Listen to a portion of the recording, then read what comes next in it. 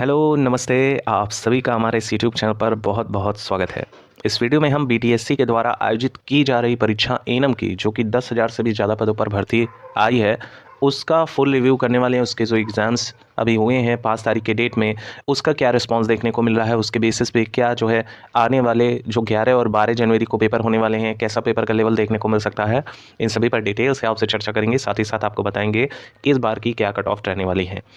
क्योंकि इस बार का जो खेल है वो है 0.6 से मल्टीप्लाई किया जाएगा आपके जितने परसेंटेज आएंगे आउट ऑफ 100 मार्क्स में, उसके बाद जो है आपकी कट ऑफ बनेगी। तो यहाँ पे कहीं ज़्यादा जो है डिफ़िकल्ट होने वाला है ये वाला एग्ज़ाम। और जिस तरह का पेपर देखा गया है 5 जनवरी की डेट में, पेपर का लेवल अगर देखा जाए तो ज़्यादा हार्ड नहीं रहा है। अगर कहें तो मॉडरेट से हार्ड कह सकते हैं, लेकिन अगर कहें तो हार्ड उतना नहीं रहा है। फिर भी मॉडरेट लेवल में पूछा गया है, 100 पे जो है मेरिट तैयार होगी।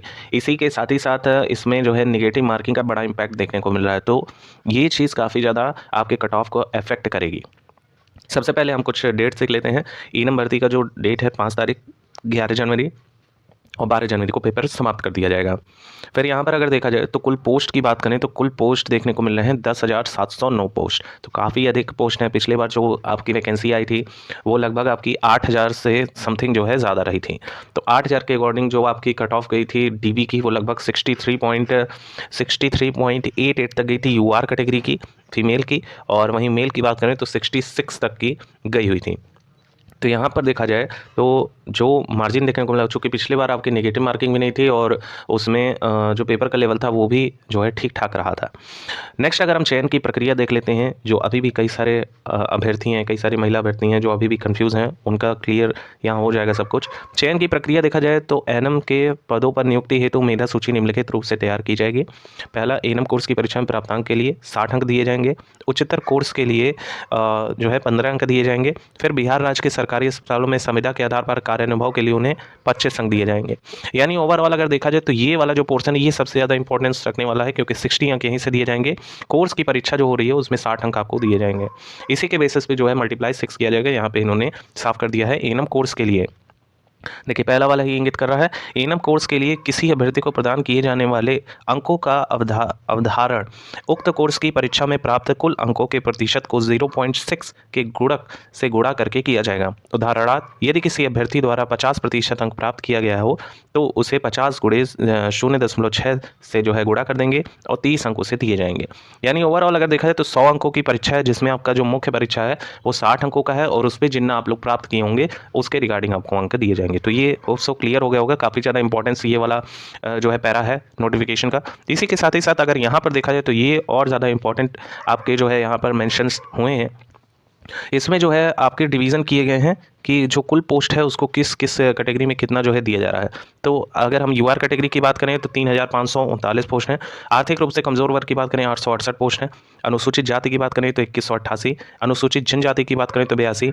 और फिर ये वाला जो है इसमें 2,403। पी वर्ग की बात करें तो यहाँ पे 1,191। फिर महिला वर्ग की बात करें 438। और कुल जो है यहाँ पर दे रखा है स्वतंत्रता सेनानी के 180 पोस्ट आरक्षित किए गए हैं।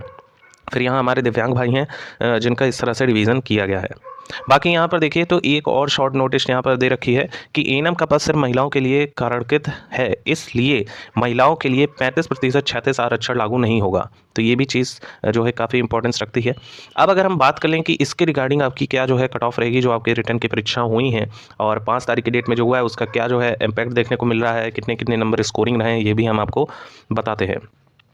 सबसे पहले हम बात कर लेते हैं कि जो परीक्षाएं हुई हैं उसका क्या जो है वेटेज देखने को मिल रहा है। तो ऑन एन एवरेज अगर 5 तारीख की हम बात कर लें तो ऑन एन एवरेज में जो परसेंटेज में अगर देखा जाए तो जो स्कोरिंग रही है वो काफ़ी ज़्यादा अच्छी देखने को मिली है। और चूँकि पिछले बार आपकी नेगेटिव मार्किंग नहीं थी, उसके बेसिस पे अगर हम कहें तो पिछले बार मैथ और रीजनिंग भी रही थी। इस बार मैथ और रीजनिंग को भी हटा दिया गया है। उसके बाद ओवरऑल अगर देखा जाए तो 63.88 गई थी। लेकिन इस बार क्या इतना जाएगा, क्योंकि डिवीज़न भी किया गया इसमें। और इस बार जो ऑन एन एवरेज आ रहा है वो परसेंटेज में अगर देखा जाए तो मैक्सिमम कैंडिडेट्स की अगर हम बात करें तो लगभग 60% तक रहा है। 60% तक स्कोरिंग रहे हैं आपके मेन रिटन एग्जाम में। और मैक्सिमम कैंडिडेट की ये बात की जा रही है नेगेटिव मार्किंग होने के बाद, क्योंकि टेक्निकल क्वेश्चन ही आए हैं। इस तरह के क्वेश्चन आए हैं कि विश्व स्वास्थ्य दिवस कब मनाया जाता है, या फिर हेल्थ के रिगार्डिंग ज़्यादा क्वेश्चन पूछे जा रहे हैं। तो यहाँ पर देखा जाए तो काफ़ी अच्छी प्रिपरेशंस भी रही है। और प्रीवियस ईयर से काफ़ी ज़्यादा डाटा मैच किया हुआ है, तो स्कोरिंग यहाँ पे अच्छी हुई है, ये बात मान के चलिएगा। अगर हम ओवरऑल बात कर लें कि क्या जो है इस बार की डीवी की कट ऑफ रहेगी, तो यूआर कैटेगरी से आप बिलोंग कर रही हैं और आपके स्कोर लगभग यहाँ पे 65 तक बन रहे हैं, तो आप मान के चलिएगा कि आपका डीवी के लिए आप एलिजिबल होंगे। फिर अगर हम ओबीसी की बात कर लें, ओबीसी की अगर हम बात कर लें, सॉरी यहाँ ओबीसी नहीं है, यहाँ पर इनको वर्गीकृत कर दिया गया है, तो यूआर कैटेगरी से आपके 65 स्कोरिंग सही रहेंगे। फिर हम बात कर लेते हैं आपके डब्ल्यूबीसी के, तो डब्ल्यूबीसी की अगर हम बात कर लें तो यहाँ पे आपके जो स्कोरिंग रहेंगे वो लगभग यहाँ पर 55 तक देखने को मिलेंगे। फिर ईडब्ल्यूएस कैटेगरी की बात करें तो ईडब्ल्यूएस में आपकी यही स्कोरिंग लगभग इस बार जो है, पिछले बार अगर आप कंपेयर करते हैं तो पिछले बार का स्कोरिंग काफ़ी ज़्यादा कम देखने को मिल रहा होगा, क्योंकि उस समय ईडब्ल्यूएस का जो सर्टिफिकेट इशू हुआ था बहुत कम हुआ था। लेकिन अब ये फाइट उतनी ही बढ़ चुकी है और लगभग यहाँ पे भी आपको 55 के अप्रॉक्स देखने को मिलेगा। बाकी हम बात कर लें एमबीसी की अगर हम बात कर लें तो यहाँ पे इनकी भी स्कोर जो रहेगी वो लगभग 50 के अप्रॉक्स आपको देखने को मिल सकती है। फिर यहीं हम बात कर लें आपके एससी कैटेगरी का, तो एससी कैटेगरी की फीमेल महिला अभ्यर्थियों का जिनके भी नंबर लगभग 45 तक बन रहे हैं, एक तरह से सेम मानेगा। बाकी अगर एसटी कैटेगरी की हम बात कर लें तो एसटी में आप लोगों की स्कोरिंग लगभग 35 के अप्रॉक्स आपको देखने को मिल सकता है।